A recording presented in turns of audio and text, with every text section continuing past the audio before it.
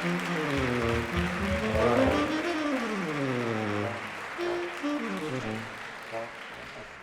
you a lot of introductions. Welcome, Essentially Ellington 2015, Jazz Lincoln Center Orchestra, WYNTON MARSALIS. Thank you all very much. Thank you all very, very much. Congratulations. Welcome. It's an honor for us to see you and to play for you. This is just open. You know, you have questions, you can stand up at any time, ask questions of any of us up here. Our sections are here. You all know a lot of us who've come to your school and work with you. Don't be partial to the person you know. There's other people who are nice too. And we're just gonna open up things and rehearse and do like we normally do. We'll play some sections of songs, and if you all have questions about anything you want to talk about, doesn't matter, as long as it's not too personal, we're fine with it. Okay, we're gonna start with Magnolia's Dripping with Molasses.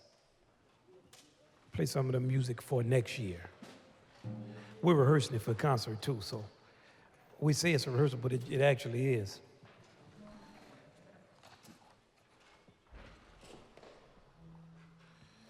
Let's see.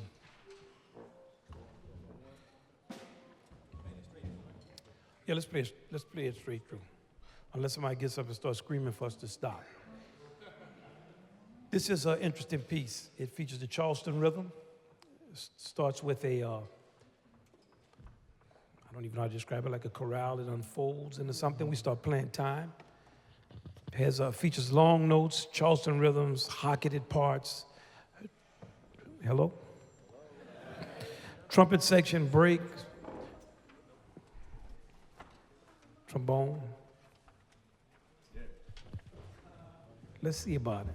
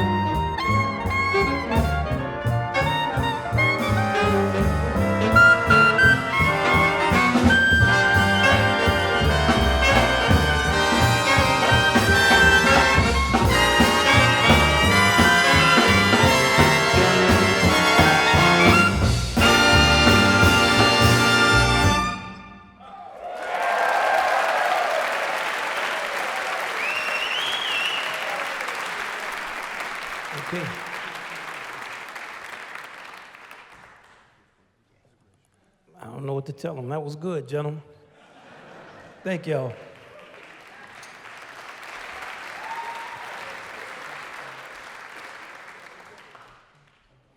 Okay. What do y'all want to talk about? Don't be shy. Anything in the performance, anything you, sure. Hey, Hey, I was just thinking here, what direction do you guys think that jazz is going? How do we balance keeping the tradition alive with advancing the art form? okay. I don't believe that an art form can be advanced. Okay, I'm gonna start with that. Yeah. So what I want you to do is go back and listen to a piece from the 16th, 15th century by Palestrina. It's called Pope Marcellus Mass. It just happens to be the name. Okay. Marcellus. It just happens to be the name. Think about great artists like Bach, Palestrina. Think of people like Louis Armstrong. No one has advanced from this person. It's because the technology of our soul doesn't change that much. We do different things technically, we play different styles, and sometimes those styles are imitated by lots of people, and that gives the illusion that there is an advance. We do different things because there are different things to do. So rather than think about it as advancing the art form, it would be how would I add my own personality to it, or how would I invent things that would add to the continuum of the music. That way you're not put into an unnatural relationship with the past. When you have a natural relationship to the past, you will almost always embrace ignorance because you can't live in the past. So when your relationship to your father, your mother, your grandparents, when it is unnatural, you're going to choose yourself over them. It's just natural. Yeah. Don't get into that relationship. They were here and you're here. They had things and you have things. First, you have a genetic inheritance. There's nothing you can do about that. Yeah. Most of the times we only think about that when we're sick. Or do you have a history of cancer in your family? Well, I don't know, let me check. That's how music is. You all have inherited the entire tradition of music. You don't have to be in any unnatural relationship to it. Yeah. We play Duke Ellington's music. We have 10 arrangers up here and composers. We play all of our original music, and we've been doing it for 20 years. But because we as a nation have a problem dealing with generations, and that's just recent. That's since we started really aggressively selling to young people that the idea of being young means something. That started in the 1950s. Look back, and you'll notice it. I always notice when I go in the Cracker Barrel restaurants or something, sometimes they have like a class from 1913 of high school students. They don't look like teenagers. They look like people. Yeah. You know what I'm saying? Yeah. So be involved. Think from a continuum standpoint. This is more accurate. Yeah. That make sense? Yeah. Anybody? We don't all agree all the time on stuff. So if somebody has, because it's good to hear a variety of opinions anyway. There's no one opinion. This is my opinion, but there are many others. Does anybody want to counterstate it? We can't agree with that basically. I mean, it's not. Why would you be against your father or against your grandmother or against your? We're gonna kill your great grandparents because you have a baby. Why are you gonna do that? And we do that many times. And the way we do it is through ignorance. Yeah. You know? Yeah, I hear you. Think about what it took to get you here. It wasn't just you and 5 of your friends. Yeah. You know what I mean? Yeah. I'm with you. You want me to say something else? No. I talked too long anyway. I'm trying to I think stop. you just about covered it. Thank you, man. I like it. And on the third day, he was. Hello. We share what it's like making arrangements for this band. Well, this band, they're great. I have to be honest about it. They are.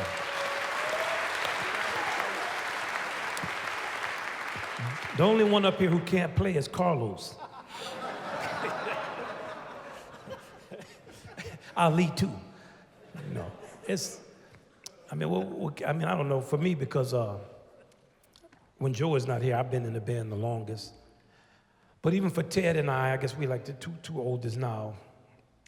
I don't know, what can I say about them? I mean, if I could just, we're recently writing job descriptions. So when we turn the job descriptions in, people say, well, no, that's not, no one can do all of that. So then I added to it the list of all that we played this year. It's like 240 songs from all eras and styles and original compositions. They're easy to work with. I mean, people come to work, they play, they write arrangements, I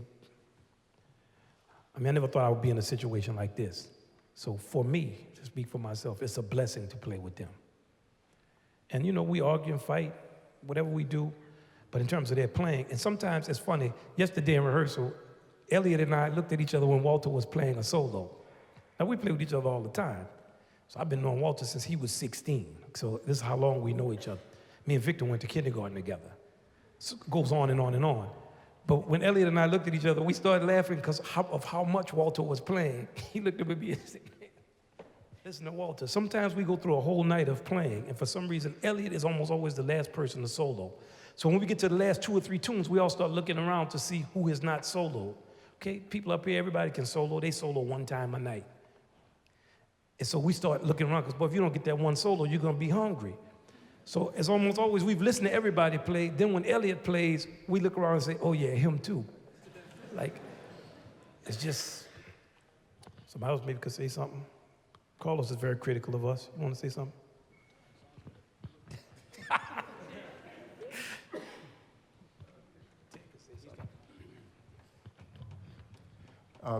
Yeah, like Wynton said, we have 10 people in the band. Well, 10 who are currently arranging. I know that pretty much everybody else has the ability to do it and hasn't stepped in to do it yet. You know what I mean? But it's been amazing because we've all been in this band for years. Most of us have been in the band for years, and we've seen a transformation from the band playing more other people's music to playing more of our own and mixing it in with some of this great music like you just heard. And that has had such an effect on the direction of the band and the sound of the band. We take all this, like you talked about continuum, we take all this great music, this body of music that we learn, and we let it absorb into our souls, and we bring that to our music, and then we put our own thing on it. So it's a sort of a natural continuum that way. It's a privilege to write for a band that you get a chance to get to know intimately each one of these players. And we know, like, we can always tell when someone brings in a chart who doesn't know the band, because they'll put like certain doubles on people's things. They'll have like cats soloing with plunger mutes who actually, you know, maybe there's somebody else who knows that skill a little bit better. So when we write for the band, we pick and choose all the people based on how they express themselves, and so I think that's just a total privilege, really, to do that. Yeah. And I think we do a lot of stuff in a short amount of time. Like we could put together, we did a show with Stephen Sondheim's music. We had like 30-something pieces, and we were a week before, so the producer was all like, hey, y'all are not gonna make this. I said, we're gonna make it. Not only can we write the music and we get it all out, we also, our music copyists, Kay and Christy, we all work together. They get an unbelievable amount of music out in a short amount of time. After the first day of rehearsal, our conductors were saying, I don't know about this. I said, watch tomorrow. Because we rehearse sometimes it's like pandemonium, but we're all figuring it out from different perspectives. When tomorrow came, he was like, okay, I understand now. And it's also just the pride of the band and things that we've developed over time. We had one period where Ted and I wanted to go home before one tour. I just looked at him, we were in the airport, I was like, I don't feel like doing this. So it's been a transition for us over the last, that was maybe 15 or 16 years ago. We stuck with it. That's a long answer, but that's the basic vibe. It's a lot of fun. We all like to write impossible stuff for somebody to play too, and mess with them when they mess it up. So we haven't been able to find anything that Ryan can't play. Sherman is going to find that the next time. Sherman wrote one part that was almost impossible to play for mute. And it's like a real difficult muted on Yes Sir, That's My Baby. But see, he was intelligent. What I would do is I would write each mute out, each O and X and everything so that you knew exactly what it was. He didn't write anything.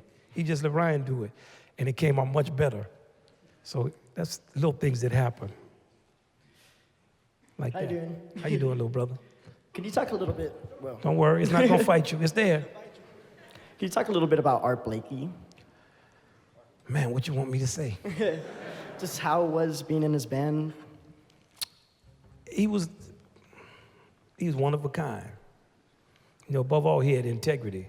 But he was a person who could tell you the most lie and it's the most truth at the same time. He could do things no other human being could do when it came to dealing with substances. And, you know, just with Art Blakey, you have to be real because that's how he was. He was just for real. And you had to deal with him on his terms. He was for real. If something didn't sound good, he didn't play with you. Oh, what are you playing? He'd insult you. He'd make you laugh, too. Sometimes he'd be lying about you. You have to say, wait a second, man, that's not true. That didn't happen. It should have happened. And in terms of just who he was an individual. Yeah. And he just believed in the music. He believed in young people. He believed in the music. He believed in playing. He would play gigs. But he was very much not PC. You were around him. You were with him. So I can't tell you in a public forum everything about him. But if you see me later, I'm going to tell you. Thank you. Yes, sir. Do you guys always wear suits when you rehearse? No, only for y'all. All right. We're wearing this for you all. I actually have a question. So, That's out of respect for you. See, you got to Thank respect you. our young people, too. Y'all had achievements. Y'all came in, we put our suits on for y'all.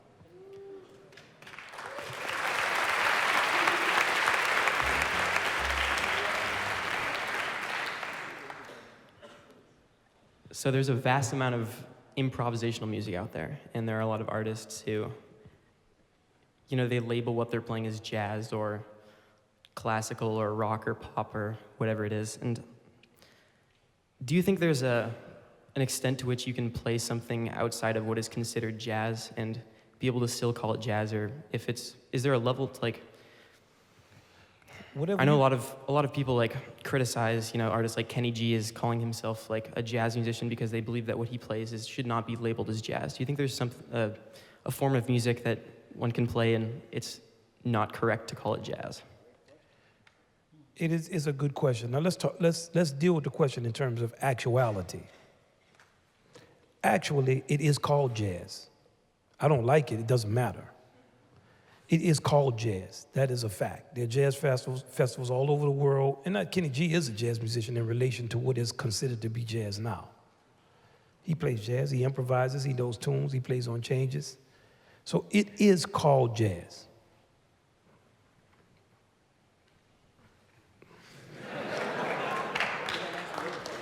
Now, what is the other part is what do I think about it? I think that it is inaccurate. But I think that with inaccurate things, you know, some inaccuracies are so built into cultures, they're hard to reverse. You know, something can be something, but it's nothing. It's like that Mayweather-Pacquiao fight. You know? So if you look at that, that's a prime example of it. Well, I always call that like the American moment. Everything was there but the fight. You know, it's not like he didn't train. They trained, they were in shape, they were ready, the hype, everybody was there, everything went on. But the only thing that didn't go on was a fight. So did he win? Yeah, he won. And I think about a lot of music. Is it jazz? Yeah, you know, it's jazz. But in terms of what I think about the music, and maybe somebody else who has a different opinion should speak, when the bass and the drums play, what they play most of the time determines what it is they're playing, what the style of music is. Now, I'll use an example not in jazz that Carlos and I have talked about a lot, which is the generic Latin. Piece of music says Latin, somebody just starts playing doom, doom, doom, to this terrible. No relationship to Latin music. But you can go anywhere in our country and say Latin, and people are going to play that. If a person who actually knows about the music says, you know, that's not really Latin, those who are playing it wrong will get mad. What you mean it's not Latin? This is Latin. Then it becomes a semantical argument. And when you start to semantics, you start to work with words. Man, words are very funny. You know? Let's go back to the fight. Was it a fight? Yes. Did Mayweather win? Yes. Did he outpoint Pacquiao? Yes, he did. Did people pay for it on pay-per-view? Yes, they paid for it. Was he in shape? Yes. Because is he a great boxer, have a tradition boxer? Yes, he is. Was it a fight? No. Could you go back and forth? Yeah, you could go on forever. So if the bass and drums are swinging, that's the rhythm of jazz. If they're playing a backbeat, that's... Now, why is it important to label something? It's important to label it because if you don't have a label for it, you can't communicate what it is. How can everything in the world have a word that describes it that means something but jazz? How is that possible? I want some tea. I'm not gonna bring you coffee. Oh, I don't want to deal with labels, just give me a liquid. Okay, I'll bring you a liquid. Is this lemonade? You know. So it's a thing that I've always been curious about, how when it gets to jazz, it's always like a cloudiness of, well, it could be anything. Okay, well, how am I going to teach somebody something that could be anything? How is that possible for me to communicate to you what I'm talking about when the name actually doesn't mean anything, or it means everything? So it is considered to be everything. That's a fact. What will make it easier to teach is if it was actually descriptive of something that when you said it, people knew what it was. Anybody think something different? Tell me. Walter's writing jokes down, right? Does that make sense? That's the closest I can get to it. Yes, sir. Hi. Drawing from your extensive career, what is the essence of this music, in your opinion? Who wants to answer that? What's the essence of the music? All right, it has to be somebody with a long career. James. James' career is longer than mine. Well, for me, this music, it all comes out of Louis Armstrong. So just his vitality, his ebullience, his happiness, right? His swing, his undeniable joy. So that's the essence of this to me. I mean, it can be serious and dark and heavy and all that too, but it's still got to have a little bit of that Louis in there for me. Yeah, I'm not gonna argue with that. I'm from New Orleans, so he's like the Prometheus kind of our music, brought the music to everybody. It's got to have that feeling. That's what it is. Thank you. You know, so you want something more technical? Yeah. Well, you know, the music is like improvisation is in it, the blues is in it, and swinging is in it. That's Louis Armstrong. And it also does not mean, because something is something doesn't mean that it's against other stuff. With our music, when you say it's something, well, it's not this or this is not good, yeah, that could be good too. You know, because I like you don't mean I dislike your brother. You know what I mean? Yeah. Thank you. Yes. Victor, he's from New Orleans too, so you got to be. But it is a feeling of it. I remember when I went to The Hague the first time, the jazz festival in Europe, in the Netherlands, and I had the opportunity to sit at the table with Sweets Edison, James Moody, and all those people of that generation, and to just see the love that they shared for each other and the respect that they had for each other. It was a feeling of jazz that was like no other feeling. I've played in the rhythm and blues part of it. I've played in popular music. I've been in some classical environments and things like that. And all of them have their respective feelings, but all of them are very different from the feeling we have in jazz.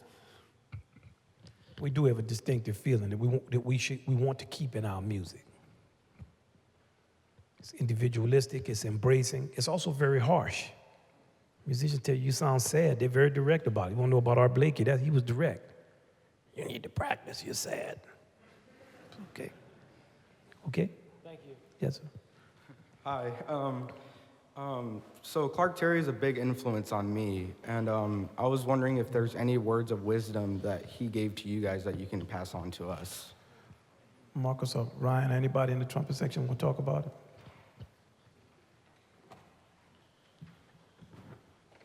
One thing he told me is practice your lip slurs both ways.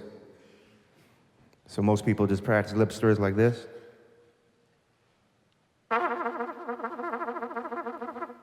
You should go the other way too.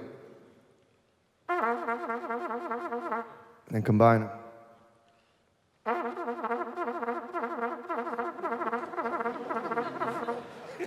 That's it.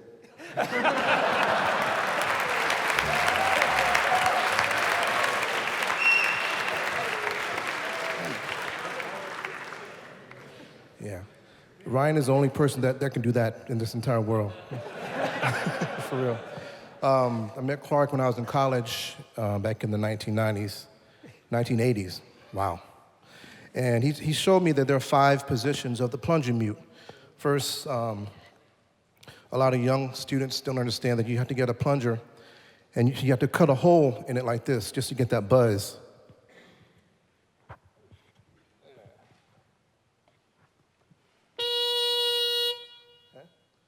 So I'll play 1, 2, 3, 4, 5. This is what Clark Terry showed me.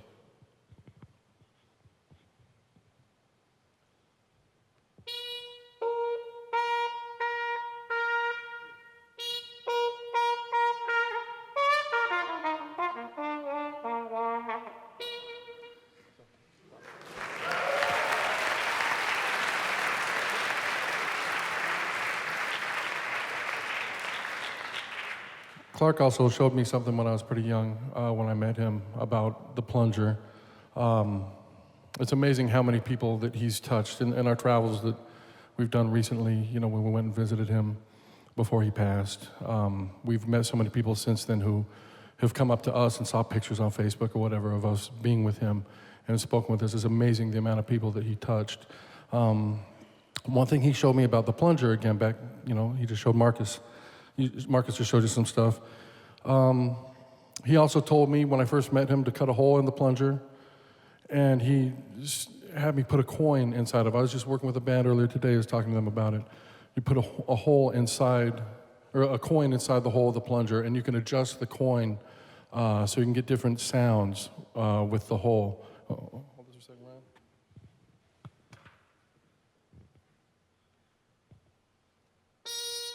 That's where I have it set for playing with a big band. If I'm playing with a solo, I'll open it up a little bit to get a little more open sound. I'm going to adjust it with my finger so you can hear the difference. But I'm doing it with my finger right now, but if you can adjust I have a penny in there, that's the size that fits in this particular plunger. But you can tilt it and get a different timbre to change it up depending on what kind of passage you're playing. If I'm going to be playing like Mood Indigo or something, which I do with a band, I'll have it set a certain way. If I'm playing a solo thing, I'll have it differently, and I'll adjust with my finger too.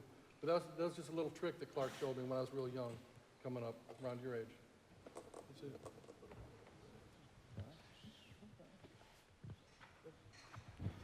Yes, it's Mr. Clark Terry touched me a lot. The basic thing where I got from Clark was he was funny. I don't know if you ever seen Mumbles, but he made me laugh so much. So his human aspect that he would put in his horn to make it sound like he make it sound like a human voice with the plunger and his voice when he would sing the mumbles. So that's what he taught me, to have fun and laugh in your life. Have a good time.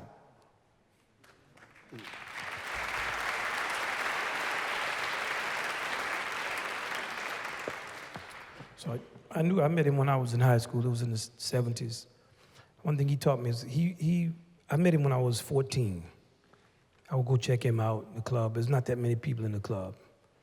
He sent me a postcard from Europe. He used to call me the demon. Man, you're a demon on them valves.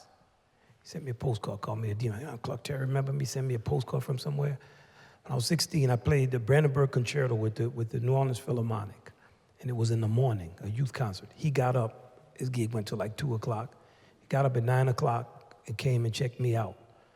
So of all the things he told me, just the fact that he would, at that time, get up early to come check some 16-year-old kid out who played okay, and comment on it and all of that, that taught me a lot about your level of involvement in the development of other people.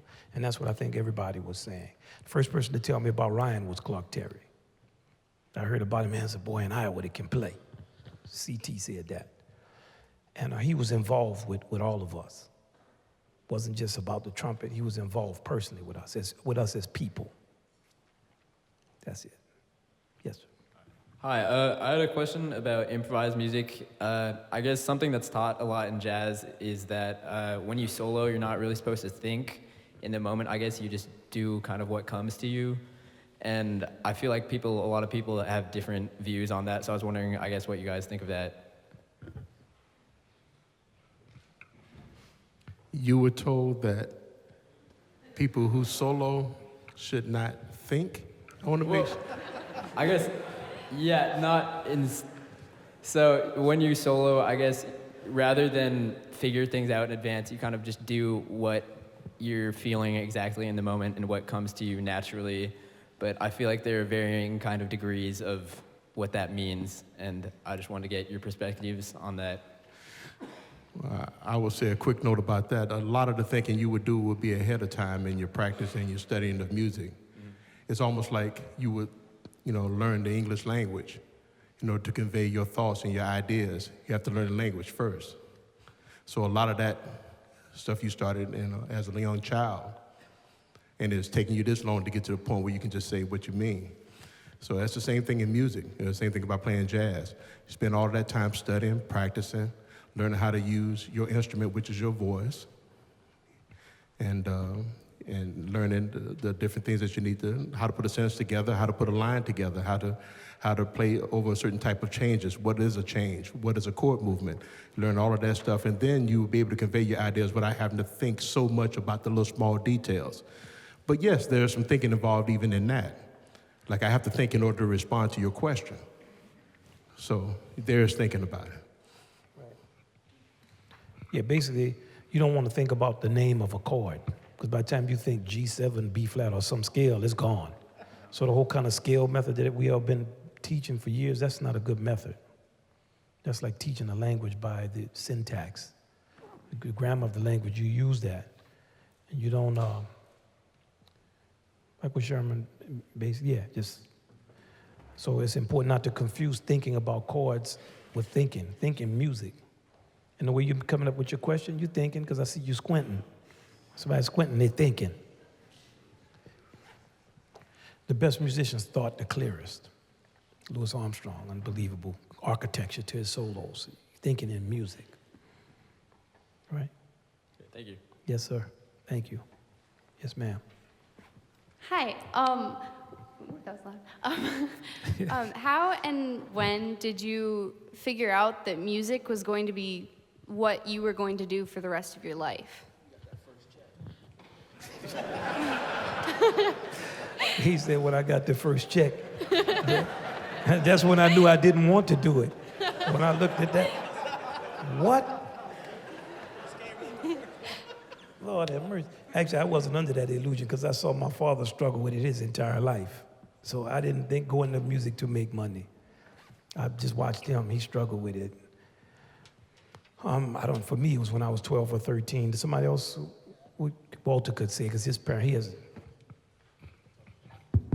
Yeah, my parents struggled too, so it was not always the most wonderful sight or romantic vision of thinking of being a starving artist or musician.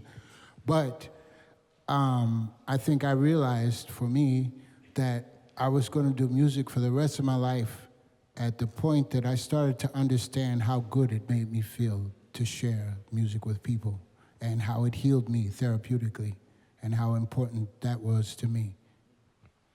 And that arrived when I think I was about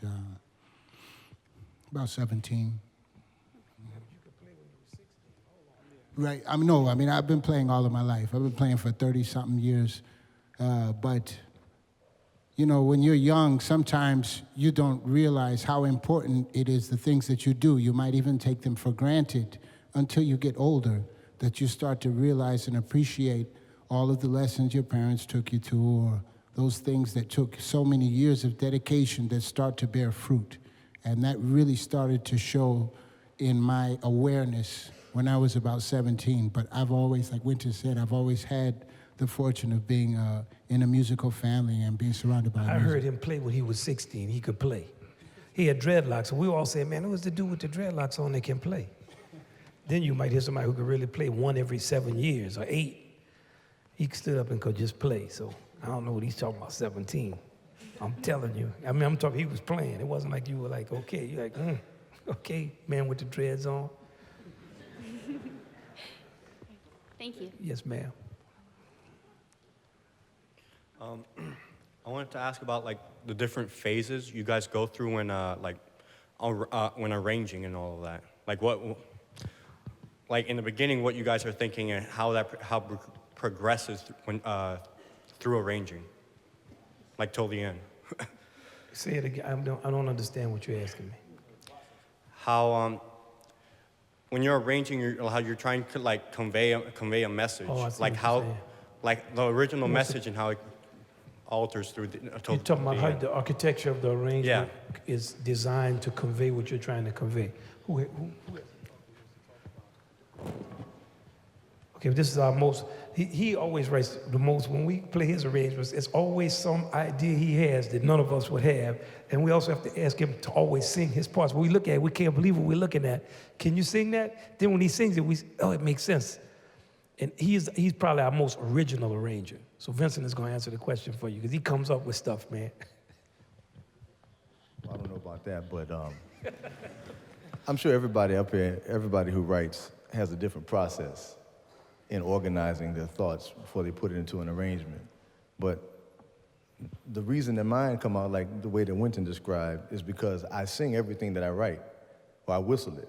So everything that I keep on my phone, I record 1 million small 3-second ideas of the beginning of a passage or the middle of a passage, and I'm whistling and singing stuff all day long as I'm thinking about it, and then I orchestrate it later and put it all together. But as far as the process, it always, for me, it always has to do with a lot of mental anguish. Because one, there's always this deadline coming up that we always have to meet in order to get it ready, right? The night before, we're all doing it right now for this concert with Wayne Shorter next week that we have. There's always that, and trying to get down all of your ideas within the deadline. You don't want to shortchange playing with a band like this, having a band like this play your arrangements. You don't want to put anything down that's not up to the level of them.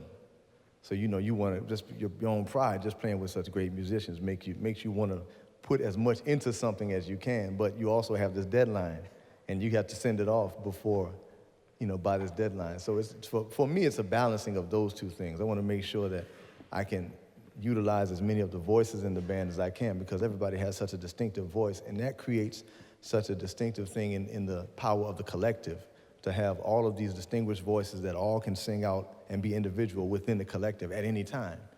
It's an amazing thing. So for me, it has to do with a lot of that. I mean, I'm arranging something that pre-exists, a song somebody else wrote. I'm always trying to think of the context of the song, where it came from, what it's about, and how much liberty I have to put it in another framework if I can.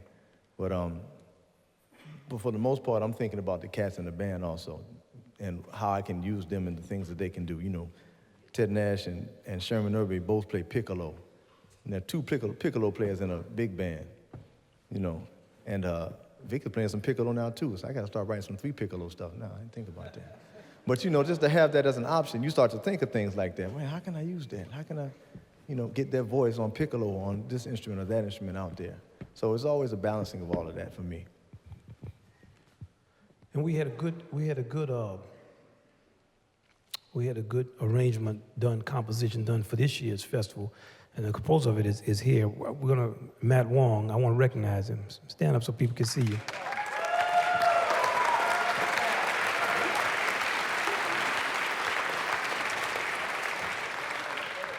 We generally have not played the student arrangement on the concert, but we want to play his, so we're gonna play it today too, just so you all can hear what he did. He did a lot of interesting things in his arrangement, and we're very proud of him and his achievement.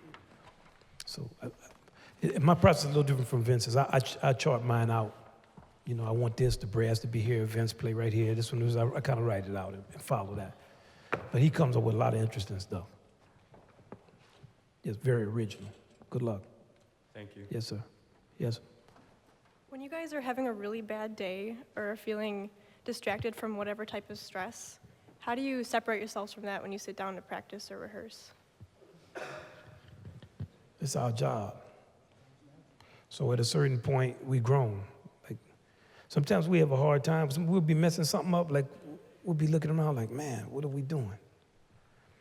But we take it seriously. This is we don't have, you just hope you never have a bad day in a war.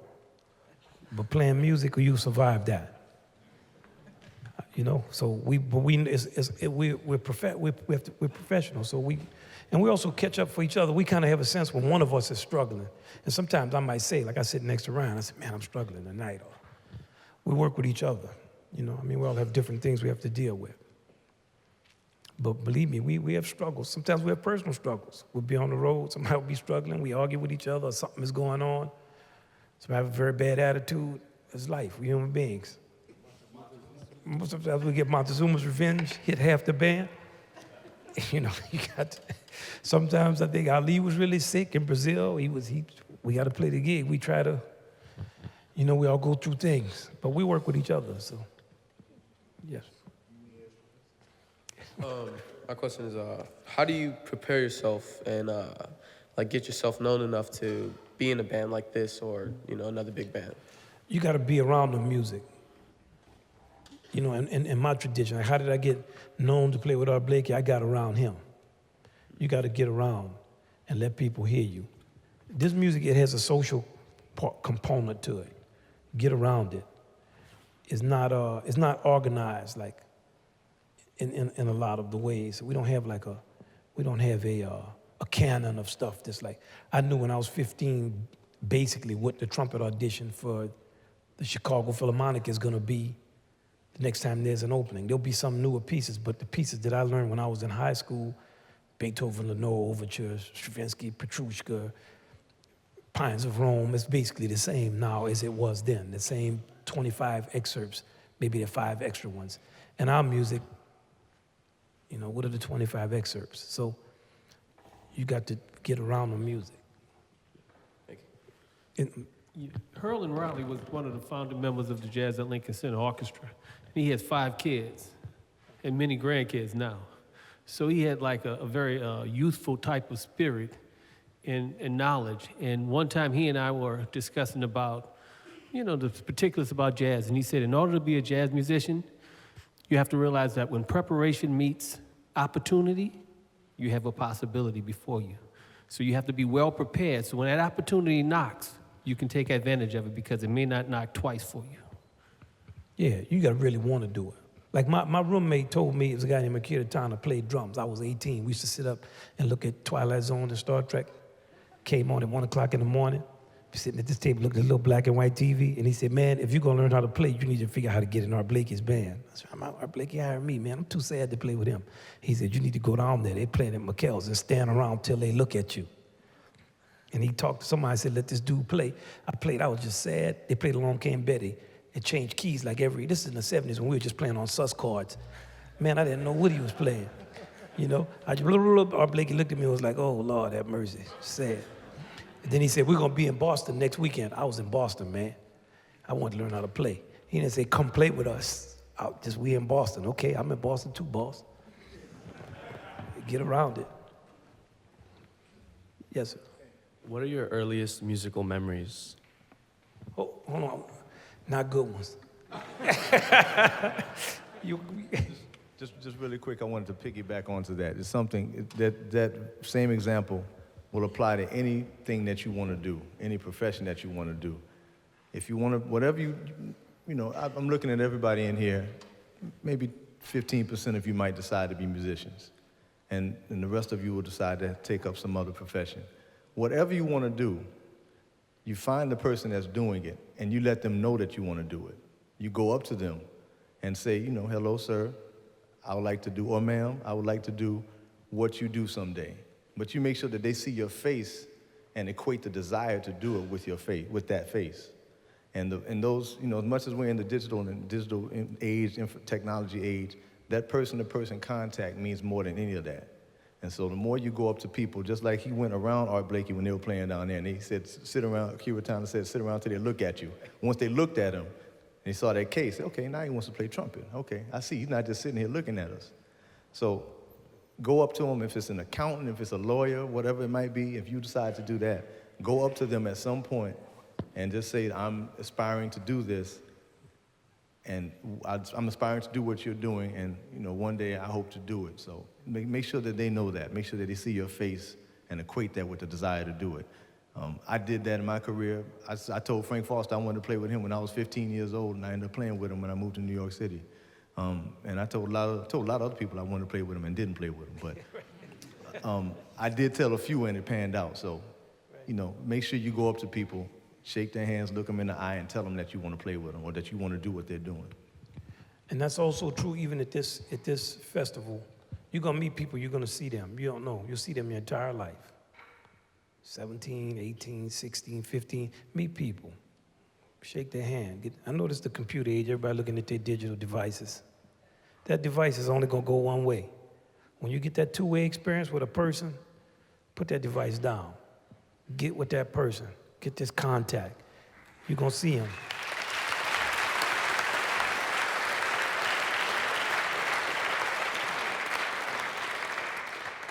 So my first musical experience was just seeing my father and them play for very few people. But I liked them. I didn't like the music they were playing, but I liked them. The first concert I remember being at was James Brown, Municipal Auditorium, 1967. I was 6. I'll never forget it. I had on black shoes with buckles on. I remember that, James Brown. That's the first concert I remember. It was funky. I remember that. That was the height of it. But I went to a lot of concerts before that. I don't remember anything they played. I just remember them. Okay, we're gonna play another tune. Okay, I'm gonna answer. We'll answer, but I don't want you. You don't have to sit down. We just need to. We're sitting up here with all these instruments. The instruments start to get lonely when they sit up. Instruments don't like to just sit around. They like to be played. They play us. We're gonna play Christopher Columbus, just because I like it. This is Fletcher Henderson. You know what? Let's do Down South Camp Meeting. I just want to hear Ryan play that shout chorus. That was the one with that shout in it, right? Was that the one? Oh, that's the one. Is that it? Hey, which one had that real good shout chorus in it? Which one had the shout chorus with all the healing in it? I don't think it's good.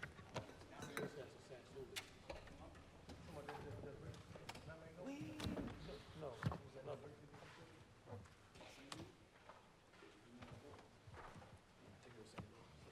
It's St. Louis Blues. Is Shanae here? Is Shanae here? Did Shanae leave? Shanae. Somebody is requesting that you come up here and sing St. Louis Blues. Shanae Wade, she's going to come out and sing with us. Okay, let's do that. Right?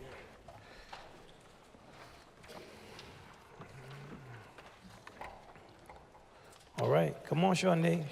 Please, Shanae Wade.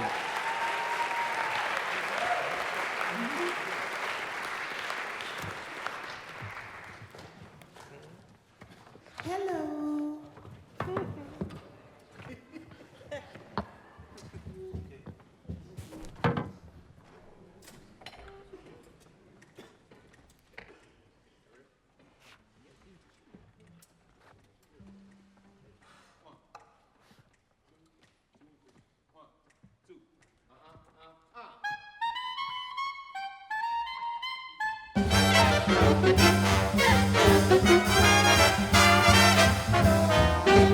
I hate to see that evening sun go down. I hate to see that evening sun go down. 'Cause my baby, he done gone and left this town. If I'm feeling tomorrow like I feel today, oh, if I'm feeling tomorrow like I feel today, I'm gonna pack my trunk and make my getaway. St. Louis woman with all them diamond rings throws that man around by her apron strings. If she didn't have no Cadillac and had that big pot of gold, the man I had wouldn't been so bold. The man she stole. Blues, blues, blues, St. Louis blues. Mad hard cats rocked in the sea, or else he wouldn't have gotten so far away from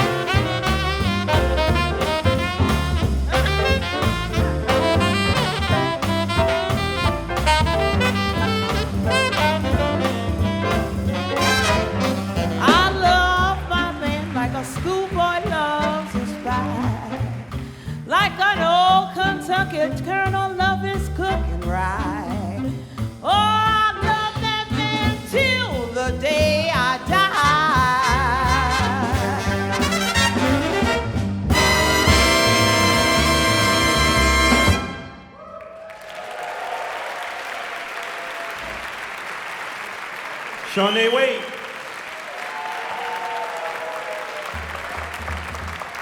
Walter Blanding.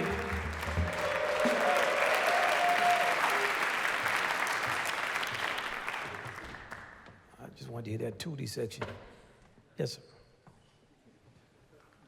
So as a classical and jazz musician, how do you think that you can bring aspects from jazz into classical and classical into jazz? They already are in each other. There have been many composers, Gershwin, Bernstein, Stravinsky. Other composers used elements of jazz and march rhythms. Now with so many contemporary composers, they use improvisation, bless you, school playing with drums. And in terms of classical music and jazz, a lot of the foundation of our music is classical music, a way of writing counterpoint, developing the cycle of keys, the keyboard technique, goes on and on and on. There are many things that are combined in the root. And then there are things that you will come up with. And we all work on different things that incorporate aspects of classical music. That also is a part of our tradition. Prejudice and ignorance, many times with jazz, made it be separated from it. Mainly, some of it was racial, but not all. A lot of it was class and the perception that classical music and things of a higher level of quality in terms of engagement and time and development were looked down on other people. So for America in general, there was the thinking that it's highbrow music and classical music is not really our thing and jazz is lowbrow music. You know, many of these kind of class perceptions and things that are traditional that stay with us today. But when you're doing something, you get past that. Like, I was auditioned to go to Tanglewood when I was 17 by Gunther Schuller. He was a part of a movement called Third Stream. When I talked with him, went to his house, or met with him, or dealt with him, he never came to me with any prejudice or ignorance. He always embraced me. He came to me with love. When I was older and I was making records, I could always call upon him. I went to his house once and studied. He coached me on how to play some contemporary music for a trumpet album. We talked about recordings. He played French horn in the Metropolitan Opera Orchestra. He also played on some of Miles Davis's records.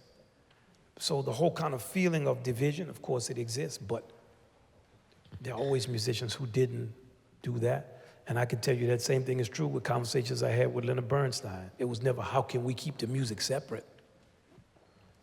And many times the truth of how people deal with each other is not what becomes known. Like, if I embrace you, nobody cares. But if I hit you, man, it's gonna be everywhere. So I think each person determines how they can bring styles and things together, but realize that we also have a lot in common. Does that make sense to you? Yeah, thanks. I always ask that question because I don't know if I'm being clear enough. Okay? Yes. Yeah, I just wanted to say one more thing. Hello, is this on? Can you hear me? No. Then how do you know what I just said?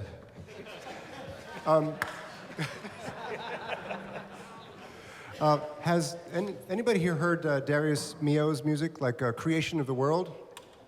That's from 1929, I think it is. And if you listen to that music, it is all about jazz. And here's a classical composer who in 1929 was already embracing and bringing elements of jazz into his music. And jazz was really young at that time. So if you listen to that, put on Creation of the World, Darius Milhaud. It's got an alto sax part. It's very jazzy. He was checking out Duke Ellington. He used to go to Duke Ellington's concerts. He used to go down to New Orleans and check out the music. Then, if you check out Dave Brubeck, he loved Darius Milhaud so much he named one of his kids after him. So it goes like that. There are all these relationships, like what Ted pointed out to you. Many times we deal with things in terms of the name of stuff, cool jazz, or this, or Third Stream, or that. But beneath it, there are people, and those people knew each other. Dave Brubeck studied with Milhaud, and he loved Duke, and Dave loved Duke also. The three of them knew each other. So there are personal connections that people make with each other, and those personal connections are very powerful. And that's also part of why I tell you all, with your colleagues that you're meeting now, younger people, connect with them, see them, take down some numbers, get to know them. You'll see them. Yes, sir. I was wondering, what exercises do you guys do for warm-ups, and like, what do you do when you don't really have that much time for a warm-up? Like, which ones do you prefer? I think Ryan showed you one of his. We just listened to him do his. And he has a whole bunch of them that he can do, of slurs that are unbelievable like that. You want? Yeah. Oh, you want? We'll demonstrate some of them? I don't know if these demonstrate some of those slurs? See if he can. I want him to just demonstrate. Yeah, I want him to just demonstrate a couple. Y'all can. I just want you to hear some of the stuff he can do, because.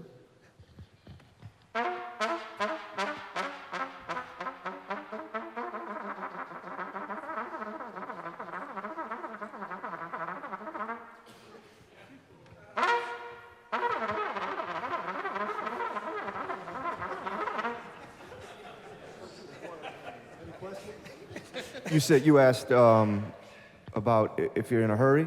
Yeah. Like lately, I've been trying something where I only warm up on my mouthpiece. So I just get my buzz going, and once I feel good, that's it. Like 5 minutes or less, and it's been working out pretty well.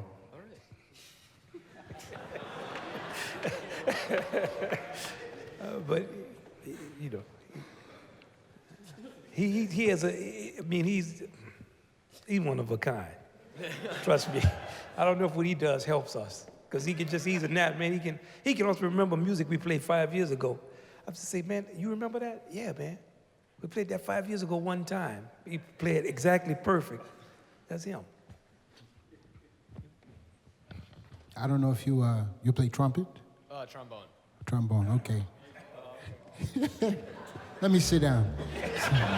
No. You're just kidding. I'm just kidding. Well, I mean, obviously, for everybody who plays wind instruments, long tones is the most important thing, and there are so many variations, and we could all tell you probably 15 or even more different variations of long tones. But there's one thing in particular that I do and I teach that is very helpful that I call swimming, and it's like when you swim, you know how you do the breaststroke? And you have to take a quick breath before you continue the stroke. That's a very good exercise for getting a quick breath and warming up through all the instrument. You take that kind of breath, that type of a breath as if you're doing the breaststroke, and you play every single note up and down your instrument 3 times. It's a real workout. By the time you get up and down the 3rd time, you'll definitely be sweating.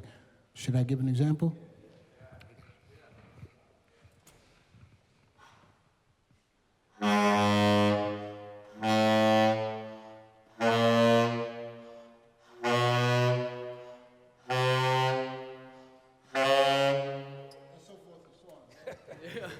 But I don't know if you can hear me breathing, but I'm going every time. This is a very good exercise. Oh, that's good enough.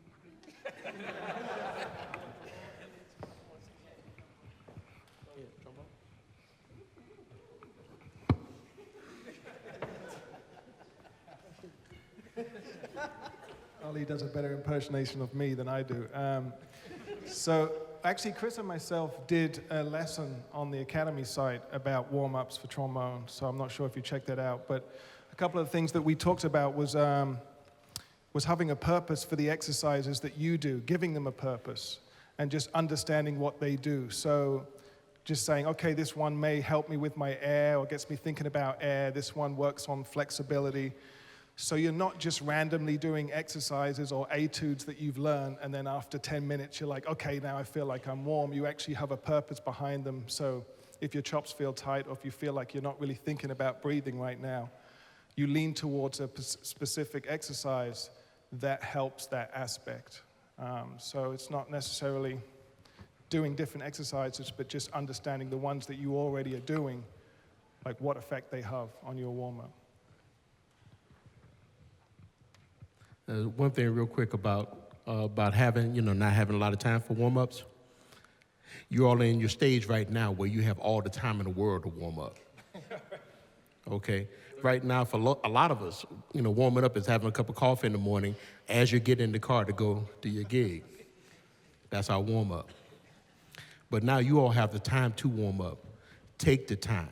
Make the time. Give yourself a good 20 minutes, 30 minutes, hour, whatever it takes. Work on your long tones. Work on those exercises slow. Make sure your fingerings are very, in positions. Make sure your positions are right on. Take the time to make those detailed things now. Because the older you get, the more life gets in the way. And you have less time to really deal with those things. So you're in the best time of your life right now to get those things right.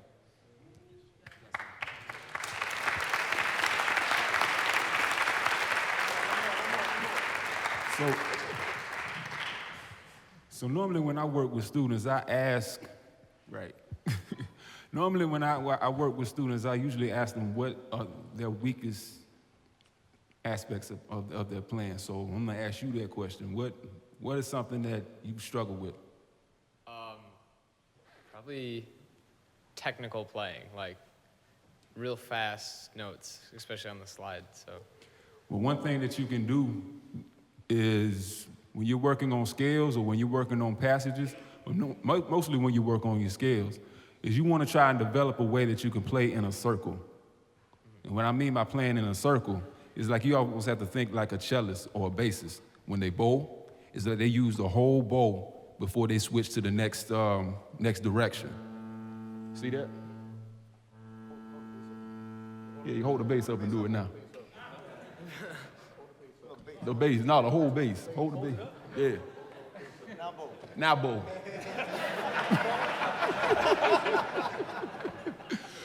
But that same concept when it goes to the left and it goes all the way to the right, you have to think that way when you're playing, certain passages. Like take the A Train for instance. It has that doobie-dee-bee-dee-bee-dee-dee-dee-dee that most of the time we struggle with. Most of the time people start playing that in the second position, not knowing that they can start in sixth position because there's an A out there too. And so you're actually going in, instead of doing 2-1-4, you go 6-5-4. You reach the same position, but there's less work involved with it. So you got da-da-da, and then you can either go to the second position to reach the E, or you can go to fifth position and reach the E. It's right there. It's the next position down. So you think about three things when you're playing your scales and when you're playing passages. You want to think about the same direction, the same partial, and the closest note. That makes, it makes it look easy, and it also feels easier when you're playing your stuff. Okay, that wasn't bad. I don't know what he was talking about, but it's.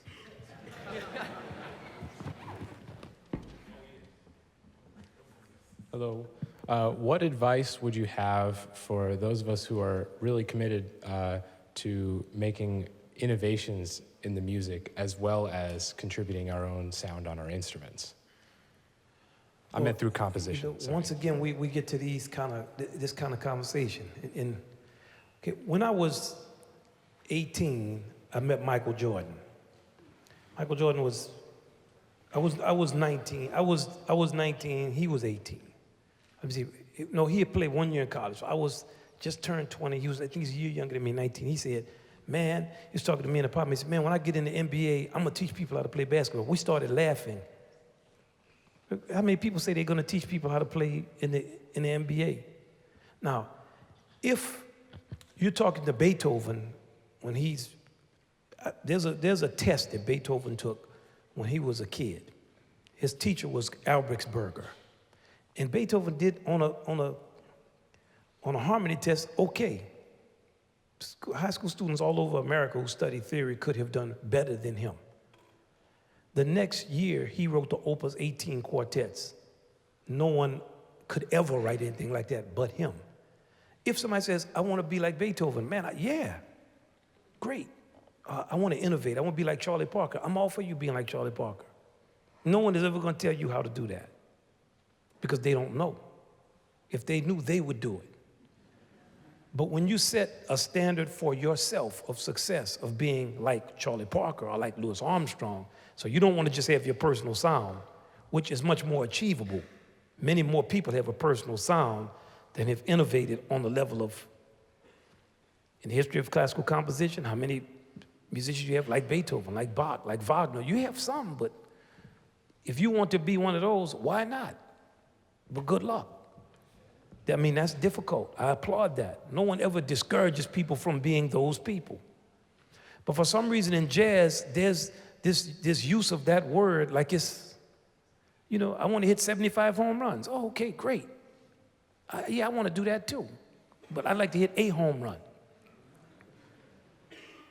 And I just wouldn't be as cavalier about that. Does that make sense? Yeah. Like, I would love for you to do that. And then show me what you did. But there's going to be You're not gonna be smiling when you get to the point that you can do it. You ever look at a picture of Beethoven? I'm just joking, man. I'm playing around, but I mean, it's, you know, innovation is, yeah, good luck. Thanks. Yes, I'm sorry. Just one little thing on that. You ever think about why do we write music there's already tons of great music out there. Just because nobody else is writing it the way that sounds the way we really like it to sound. So just write what you like to hear and leave it to the critics to figure out if you innovated or not. Just write what you like to hear. Thanks. That's a great point.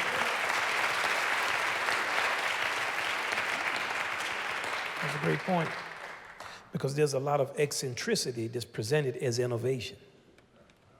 Never confuse eccentricity with innovation. But you know, I want you to be innovative. Then I'm gonna say, man, he was right here in our program. Come here, man, let's get this picture. Yes. Hello, how's it going? So, when you guys don't agree on something, like how something sounds or whatever, how do you come to a consensus, whether it's like a band thing or a section? Well, we fight over it. It depends on, we have a check down system.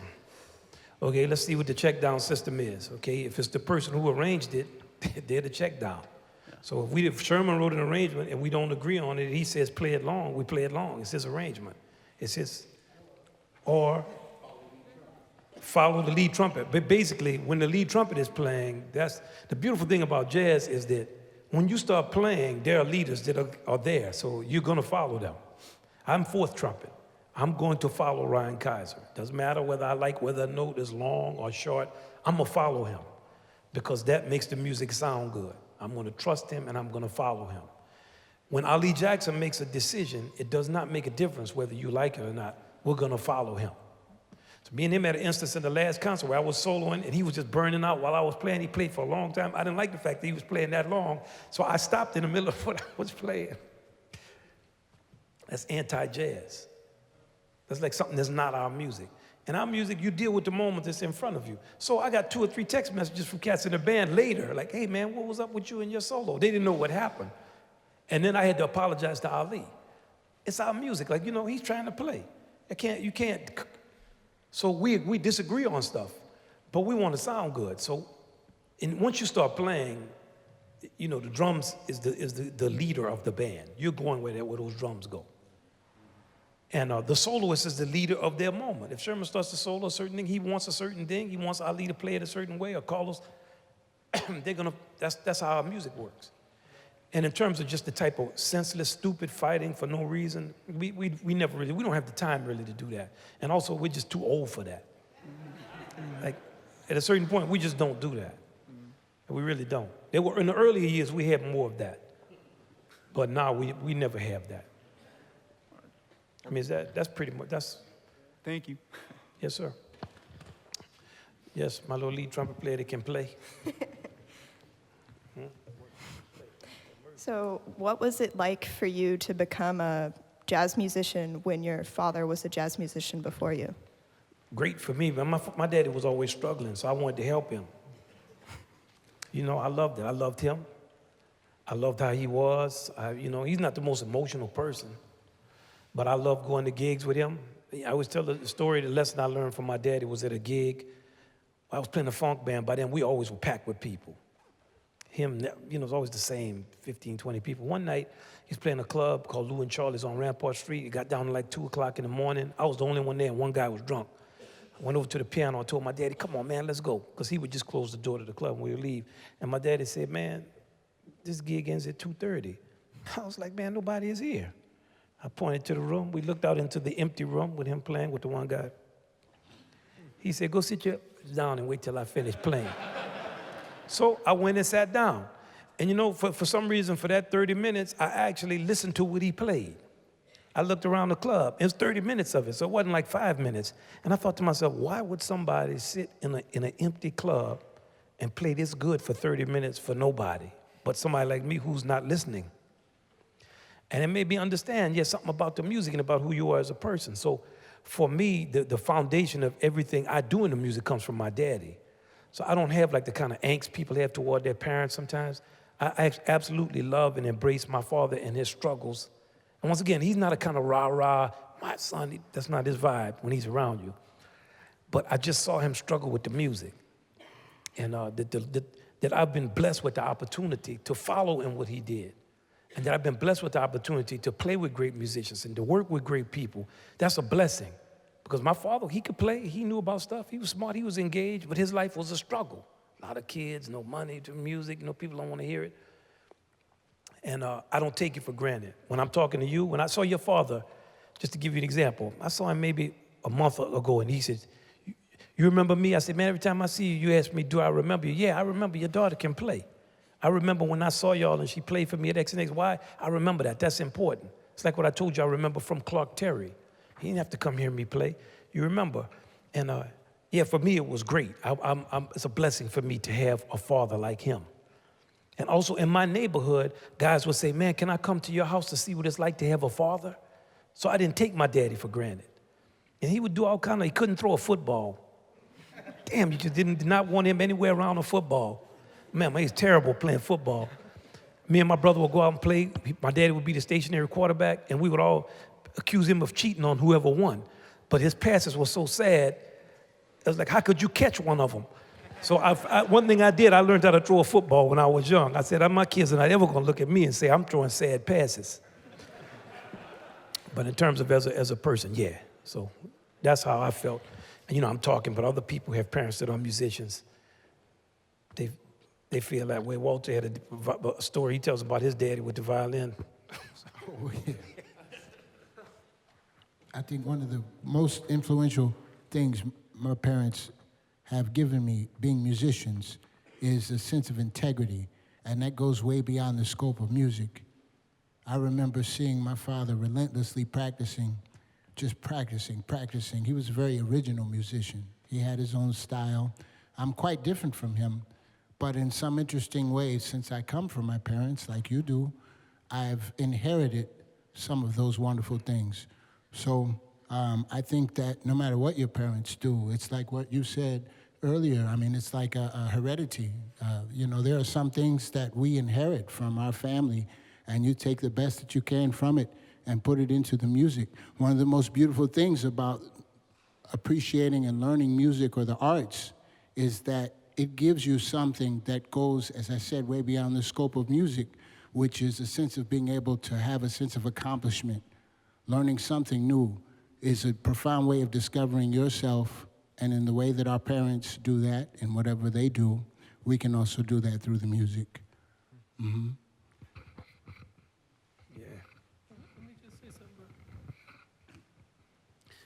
We travel all over the world, and I always hear, I come from a musical family. I don't come from a musical family, okay? But the love that my parents gave me to become a musician was extraordinary, just like the love that their parents gave them to become a musician. For all those parents who are not musicians and all those kids who are offspring of parents who are not musicians, I want you to realize the type of dedication and love that your parents give to you every day, including you being right here at Jazz at Lincoln Center today.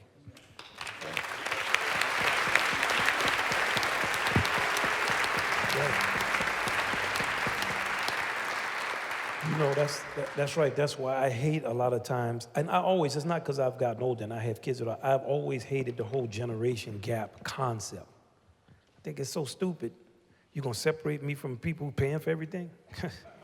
And now you're going to sell me products, and they're not good, and you are? And my friends are good, but not my parents? I don't know about that. That's not bearing good fruit for our country. So maybe in your generation, y'all can begin to change this. It's a dumb thought. Yes. So can one of you explain the relationship between a bass player and a drummer and how they, as a unit, add movement to the time? Yeah, we have two who fight all the time. That's a good question. Well, we'll both answer it. It has a lot to do with, your background as you train as a bass player, drummer, I guess. You start learning how to give, and that's the hardest thing as a young student is giving yourself into something that you don't either want to give it, yourself to, or you're just going to have to accept it, And as a bass player, if you want to become a good rhythm player, that's the first thing you're going to have to learn how to do. You can't dictate your own time just because so. And sometimes you might be right, and sometimes you might be wrong. But the key with Ali and I, we've been playing together, I don't know, 10 years now, 12 years? More than that.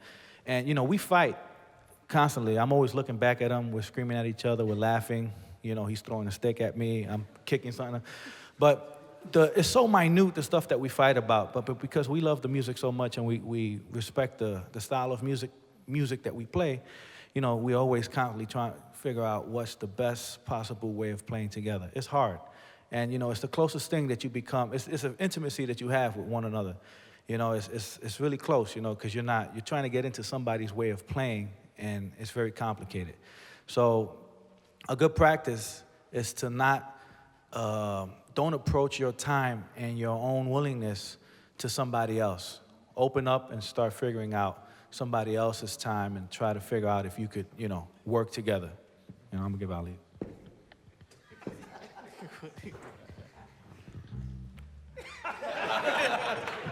Exactly what he said.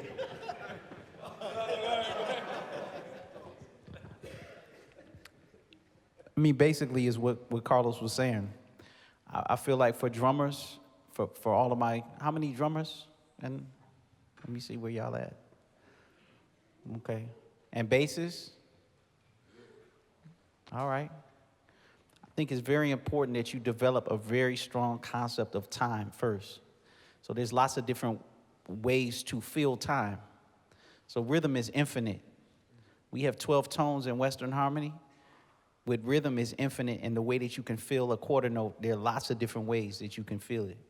So I feel it's important that for bassists and drummers to have at least a good sense of metronomic time, and then the inflection of playing on top of the beat, behind the beat, in the center of the beat.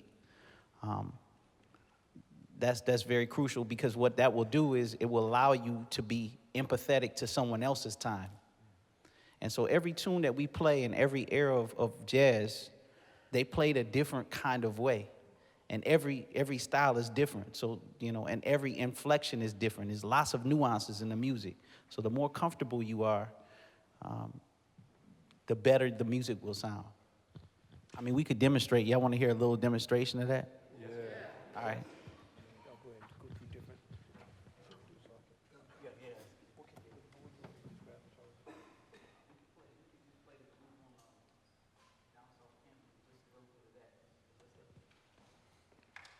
Okay. Down South camp meeting. And one thing is, I see them all the time. I've known both of them since they were teenagers. So they literally are talking about the time all night and going back and forth and arguing with each other and ignoring each other and paying attention to each other. And then also with the drums, there's also people who are saying it needs to be louder. The band is turning around all the time. Louder, more support, less this, less that. So rhythm section and bass and the drums, that's like the heart of the band. The meaning of your band is always that bass and drums. That's two deep positions. Highest pitch and the lowest pitch. Okay, well, you want all of us?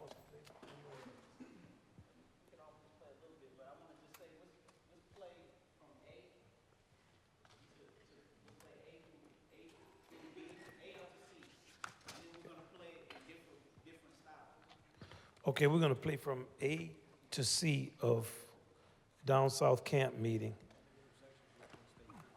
And the rhythm section is going to play in different styles. Okay? Y'all ready? Starting from A. Tell me what you want to do. Yeah, from top to C, and we'll continue the chart. The rhythm section will continue the chart. Okay. So the band drop out? Yeah. Okay. Very top. Very top to C, and you guys stop. How's that tempo? Y'all ready? Yep. We're starting from the intro, okay? 2, 1, 2, 3,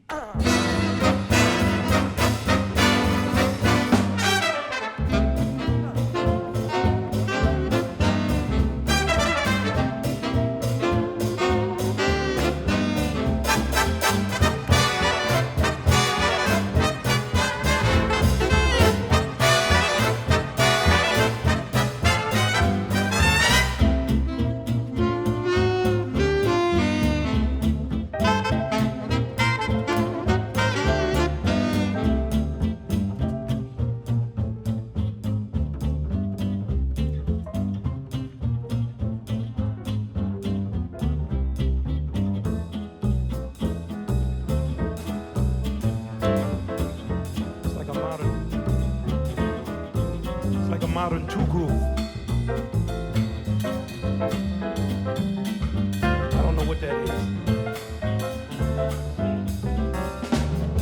It's like a modern swing.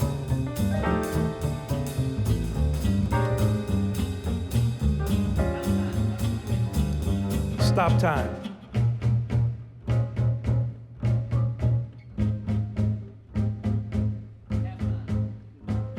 Halftime.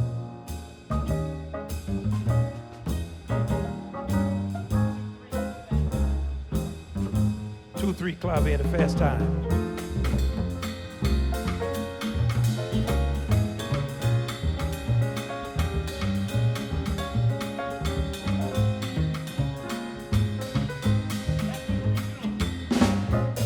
Back to the original sock symbol, 1930s, 2, with the accent on 1 and 3. So you see the different things the rhythm section can do.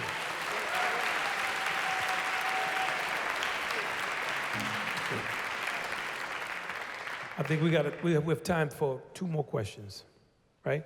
And then we're going to play Matt's arrangement. Okay? Yes, sir. This is for you, Wynn. Are there any non-musical works of art that have influenced you lately? Oh man, many. I love Matisse. So when Matisse's exhibition was up in the Modern Museum, I was there a lot. There's just so many people there, but I love Henri Matisse is my absolute. And I love William Butler Yeats too, the Irish poet. So I'm always interacting with them in some way. I tend to like things that are very lyrical, but don't fall into a fad group. And that's across time. And of course, with literature and all different types of art. I love art of all kinds. So definitely Matisse, absolutely. When I want to get inspired, I think about Matisse. I look at some pictures of Matisse as an old man with these things, putting the cutouts up on the wall and stuff, just that desire to be a heavyweight at any time. And other things. I mean, I'm naming them because they're identifiable, but I'm around a lot of people, so they're always saying, check this out or look at that. There's a lot. But I encourage everybody to get engaged in art and learn to develop your taste. Because as you grow older, you can always develop your taste more and more. You know what you know now, but there's so much to know and so many things to discover. And there have been so many fantastic artists in so many different mediums. It's endless, really. It's good to get engaged with it. Thank you. Yes, sir. Thank you. Yes, sir. Hello. I just wanted to know what advices can you give to trumpet players who are trying to keep a balance between classical and jazz in terms of articulation, color of the sound, all the stuff. You know, I think that the less you think that it's different, the better you're going to be. If you start thinking it's really different, it's kind of like why it's easy for a young kid to learn 3 or 4 languages. People, at first they're confused, but then they just start to sort it out. Oh, this person says that, and this one says. But when you're very overly mental with your process, oh, my articulation, I have to do this type of tongue, you'll never do it. But if you think this goes like this, and I'm going to play it like that, and this goes like this, and I'm going to play it like that, that's what you'll do. That might not be what you want, but that's really the most direct way to figure stuff out. Bless you. Do you know what I'm saying? Yeah. That's the best thing to do. Thanks. Yeah, thank you. When I rap with you later, maybe I'll give you something closer, but that's not. Is that a Boy Scout jacket you have on? An explorer's uniform or something? Ain't nothing wrong with being an explorer, man. I'm asking you. I like the explorers. There's nothing wrong with being an explorer. I like that. You know, nothing wrong with that. Okay, now we'd like to thank you all very much. We know y'all just got here. This is kind of long. But we're gonna finish. We're gonna bring Matt Wong up, give him something, and he's gonna conduct his arrangement. Matt Wong, On the Mark, it's called. And I'm gonna just let him have it, okay? I want to see what kind of dance steps he has.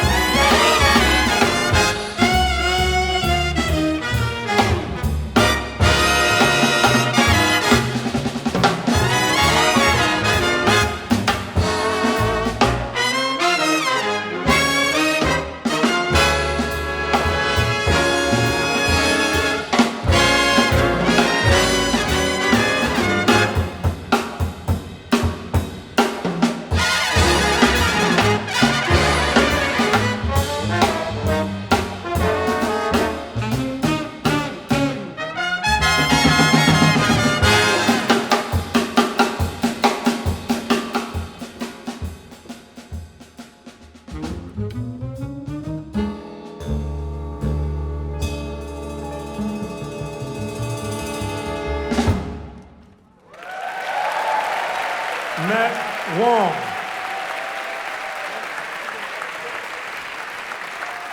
We're the Jazz at Lincoln Center Orchestra.